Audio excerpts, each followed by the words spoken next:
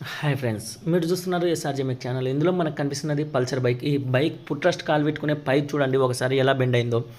Minimum ఒక 2 ఇంచులు అయితే కిందకు వచ్చేసింది. ఇలా ఎందుకు జరుగుతుందంటే మనం సైడ్ స్టాండ్ మీద ఎక్కువగా తిప్పడమో లేదా సైడ్ స్టాండ్ వేసి కూర్చోవడమో అలా చేస్తే అలా జరుగుతుంది. అందుకని దీన్ని అయితే పైప్ మెత్తగా అయిపోయిందని గ్యాస్ వెల్డింగ్ దగ్గరికి వెళ్ళి కొత్త పైప్ అయితే వేయించాలనుకుంటున్నాం.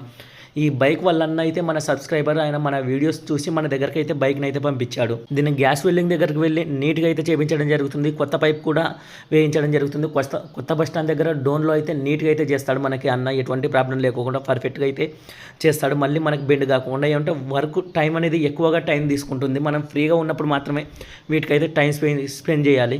మనం అర్జెంట్ అంటే వర్క్ అయితే కాదు, నీట్గా అయితే అన్ని విధంగా కొలుచుకొని అయితే నీట్గా పెడతాడు. స్ట్రాంగ్గా ఉండాలని కరెంట్ వెల్డింగ్ కూడా చేస్తున్నాడు అన్న అయితే. మీరు కరెంట్ వెల్డింగ్ చేయించేటప్పుడు మాత్రం కంపల్సరీగా ప్లగ్ క్యాప్లు అయితే సైడ్కి తీసుకోండి. మొత్తం టోటల్ చేసిన తర్వాత అయితే బ్లాక్ స్ప్రే అయితే కొట్టి పంపించాను. 600 రూపీస్ అయితే వెల్డింగ్కి తీసుకున్నాడు ఫ్రెండ్స్.